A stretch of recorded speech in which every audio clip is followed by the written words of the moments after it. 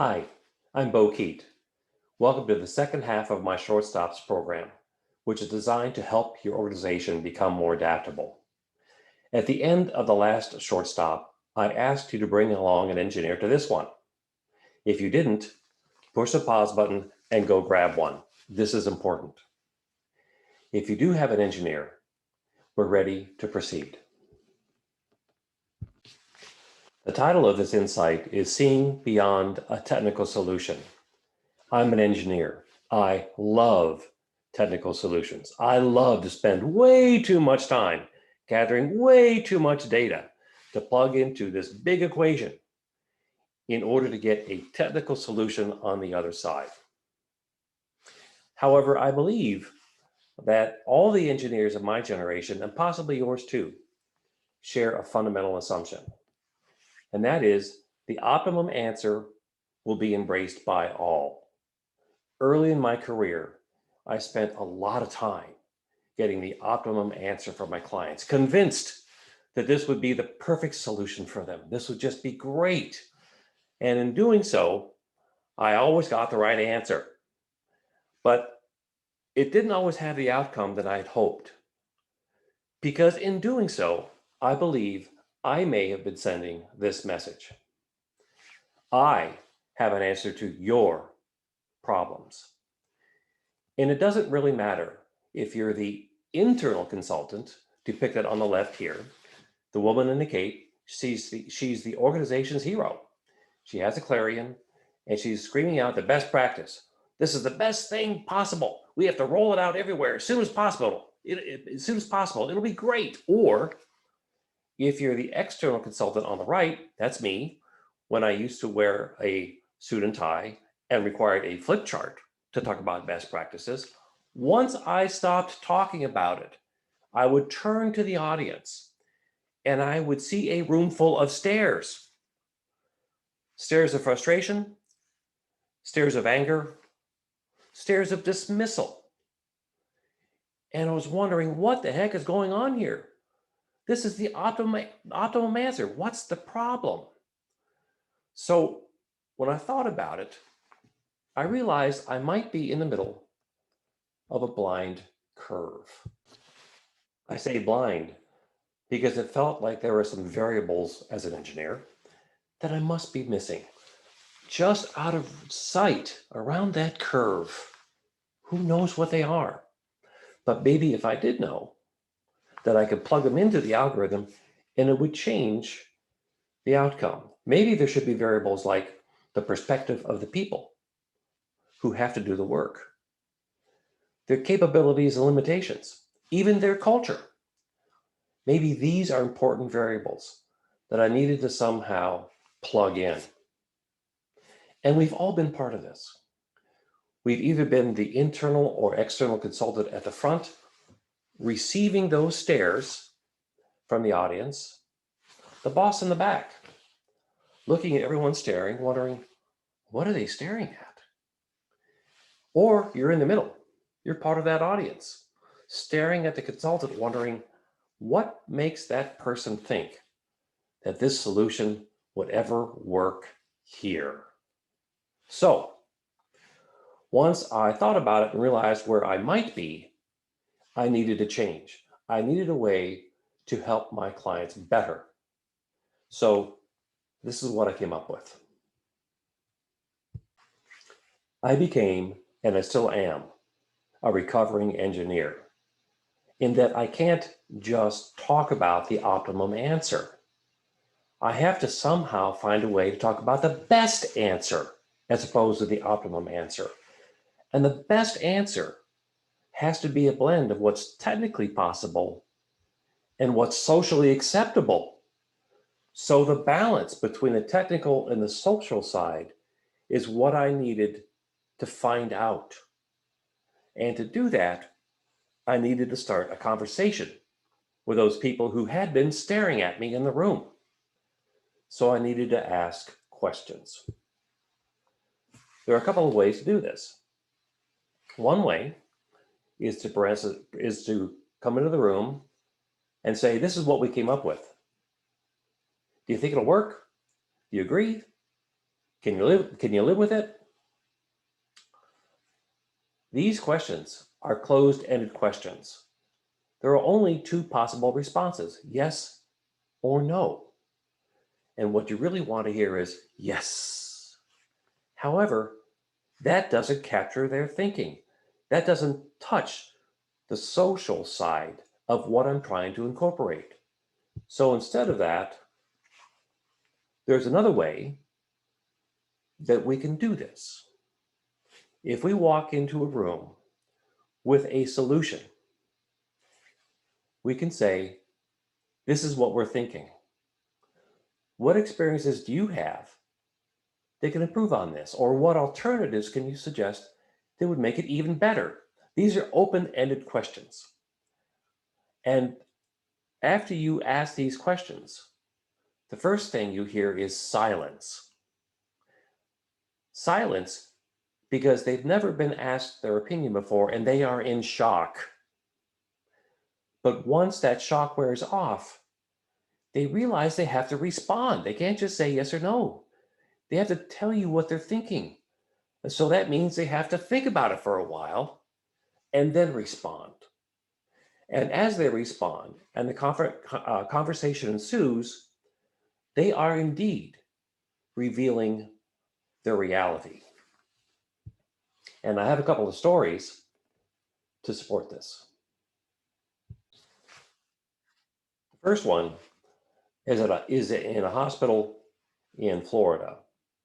I was helping a team redesign a better way to move patients from the door in the emergency department through triage to a treatment room. They'd been working on it for a couple of days, and they were ready to socialize it with the rest of the group. So at the beginning of the third day, they brought lots of people in, and they basically said, this is what we came up with. What are your thoughts? And someone raised their hand and said, this might work well for the day shift, but on the night shift, it has a high risk of killing patients. Dead silence. The team looked around at each other and realized that all the members were from the day shift. I was teaching in the day shift, during the day rather, and I think the hospital just moved people off that shift into training. When the members realized this, they basically put their solution aside and said, listen, we need to work with you, the night shift, to make sure we do the right thing for everybody. And they spent the next several hours working it out to find a better solution for everybody. The second story is in an insurance company where I was working with a few teams, helping them solve very specific problems. And one of the teams was ready to run a pilot. So they brought everybody into a room who was going to be impacted by that pilot. And they put their pilot design down on the table and said, this is what we'd like to try. What do you think? A woman raised her hand and said, my way is better. The way I do my work is better than what you just designed. Now, she had already been labeled a complainer before I arrived, and everybody had been kind of dismissing her. But I looked around and said, listen, this is a pretty big department. It's possible to run a pilot like the design the team came up with over here. And over here, we could run a pilot in parallel that uses the process that this woman uses. And at the end, we can bring the results together and compare. So they did. They ran the pilots, they brought the results back, and it turns out the complainer had a better result. It turns out she was right all along. The difficulty was that the way she really put her ideas on the table was very irritating. So now everyone saw that she had a better way. Two things happened. They embraced her way of doing it, and she stopped complaining. So these are great stories, great examples of how socialization can move the work of someone who's been looking at it from a more technical side and make a better answer for all. But the big question now is, well, how do you do that? So let's talk about it. The good news for the engineers in the room is that this is a process, a socialization process. It's also a learning process where it becomes a cycle of communication, modification, and consensus building where everybody impacted by the potential change has an opportunity to hear what others think about it, and then respond. And as they all respond, the real reality and context become apparent. So it's a great cycle of communication. And it uses a familiar model, PDCA. Starting in the top left, we start by developing a socialization plan. Then we go out and we share our thinking. We do it with the people who would be impacted by this change. At the end of the sharing, we ask ourselves two questions. Does the organization agree? And were we able to reach everyone? And if the answer is no, we have to adjust our thinking if the organization didn't agree, or we have to work on identifying communication gaps if we weren't able to reach everybody to figure out how to reach them. That creates a second plan, and then we iterate it again and again and again until we've reached the point where most people agree and we were able to reach almost everybody. So that's the model. And the question is, what the heck is on that plan? What do we actually share? We share all our thinking because we want them to share theirs. We need to share the reason why we're here, the reason for change, the specific problem we're trying to address, information and data we've collected on the problem, experiences that we've seen as we've been working through this, the roles of people. All right, and then our experience and assumptions. The assumptions are key because it's the assumptions that people will probably be modifying with their reality. So that's what we talk about. Let's now talk about who to talk to. This is a graphic I shared with you in the last short stop.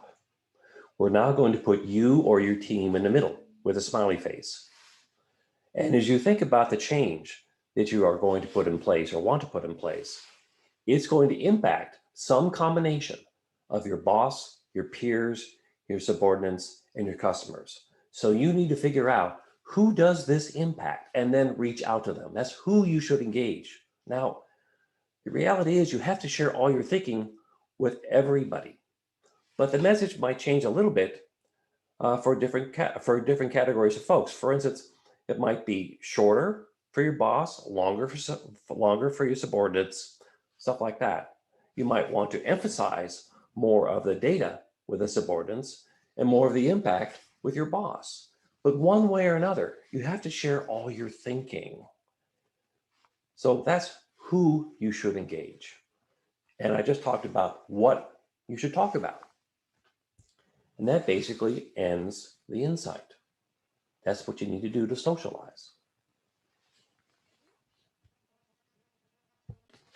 In closing, I just have to say, technical solutions abound with all sorts of optimum answers, but they just don't work as well as what you can do when you socialize this with others, get other perspectives, and turn from the optimum answer to the best answer for the organization. Your outcomes will improve, your chances of success will improve, and I'm betting you're going to implement faster because people are going to be on board. They've been included. So please invest the time to do this. I wish you luck in doing this. It's really important. The engineers might be a little clunky at first, but they'll get used to it. It's fine. I got used to it. So with that being said, I'd like to move from good luck to your assignment. Your assignment is to design and complete your first cycle of the socialization process. So pick a project, any project. Figure out who is impacted by this change using the slide I just shared with you. Then figure out what to share. Remember, you need to share all your thinking. We just discussed that. Then, how to connect with these people and share. There are formal and informal ways that could be useful. I suggest starting first with those your organization already uses for two reasons. First reason is it's easier for you. The second reason is the people in the organization are used to receiving information in this manner. So start there. I'm pretty sure you're going to have to adjust away from that in the second cycle, but start there.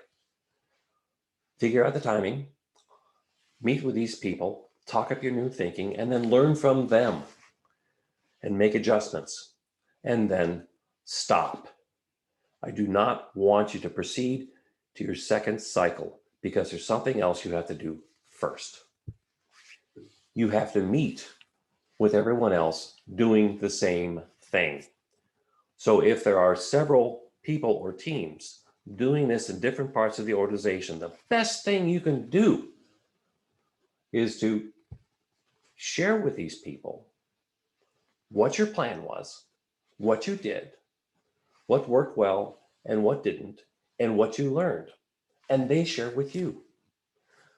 This is some of the highest energy conversations I've ever seen inside organizations because everybody is interested in learning how to communicate with the organization and people within the organization. And we don't do a very good job now in general. So they're learning from each other. They're stealing good bits of information from each other. And that will enhance your ability to do a better cycle as you leverage their learning along with yours. So the second cycle becomes better, come back and share again. Then the third cycle becomes better and keep on doing that and learn together how to do this well. I really hope this works for you. It's really, really important to do. I've never seen better energy and better outcomes once I found a way to bring in the social side and go from optimum to best. So when you're done with the first cycle or second or third, and you're ready for more information from me, come back and I have some other thoughts.